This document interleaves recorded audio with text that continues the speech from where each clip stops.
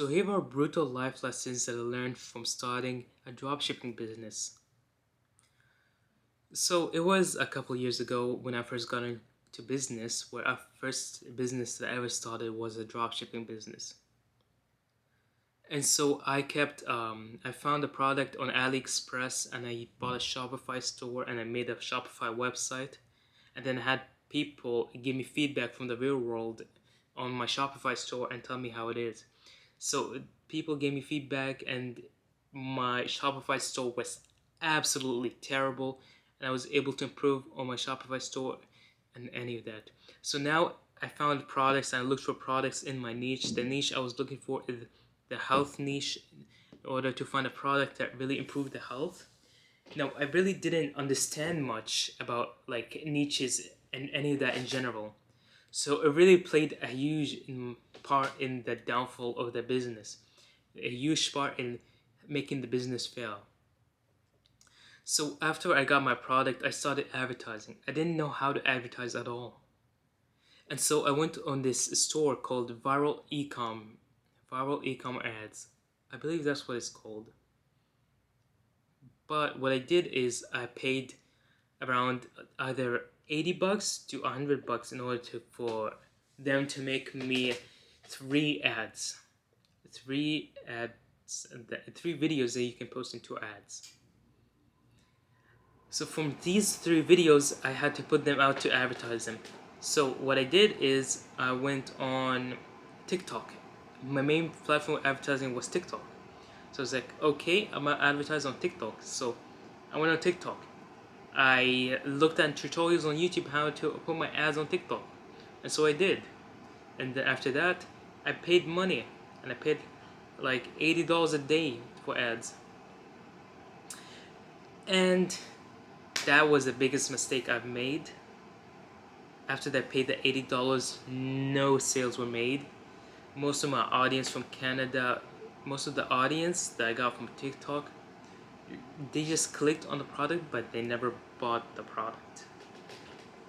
So that's how I knew it was something that's not a good product, and I didn't really have any money to keep the business going. So that's when I knew it was time to close it down. So the lessons I really learned from this experience was: one, you need to understand what a niche is and how to market, because I didn't know how to market, how to niche. I just looked on YouTube on how to advertise any of that. So I didn't know have any specific audience in mind. I didn't have any specific target market in mind or specific problem that I'm solving in mind. So that's one that you should know. Two, you have to have a budget. So basically, you need to you need to have a budget for your ads. How much money you want to spend on your ads and how many days and how much you look in the returns. Because first you need to really test your ads. You need to test your product. So your product is not gonna do well unless you make sure it is a good product. And so that's something you need to unlearn too. And three, you shouldn't blow money just like that. You need to save your money as much as you can to really have the confidence and make sure that it works. So honestly, if I were to go back now and to redo the whole thing over, what I would do differently this time is, one, I would identify who I'm selling to.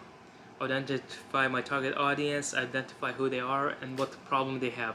So once I find out what problem they have, once I find out who they are, then two, I'm ready to market. Now the way I market is, I'm not gonna market on advertising. I'm gonna market organically. Now TikTok is a huge platform for like content creation. And so if I were to I've seen a lot of companies that were to organically advertise a product and they made a lot of money off of that. So two, I'd make sure to advertise it organically to make sure it's something that people love and make sure to identify the right way of marketing strategy. And now three, whichever post does the well, I will take that post and I will turn it into an ad. Whichever post brings the most people, then I will take it and make it into an ad. Because I already know that, okay, now I identified that my product is a winning product. Now I identified the product is a good product and it's something people are interested in. So after I identified that, it's time to like test on actual advertising whether or not it's gonna get sold. So if it gets sold, then it's a good product. If it doesn't get sold, then it's not a good product. And so that's the stages of it.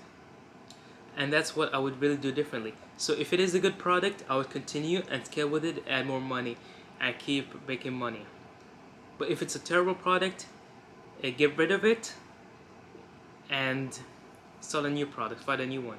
So how do you know if it's a good product? Check your results for the first 7 days if you got any sales. And so that was my experience with dropshipping and how I felt my first dropshipping business. If you like this video, then subscribe and hit the like button. It helps me out a lot. Thank you.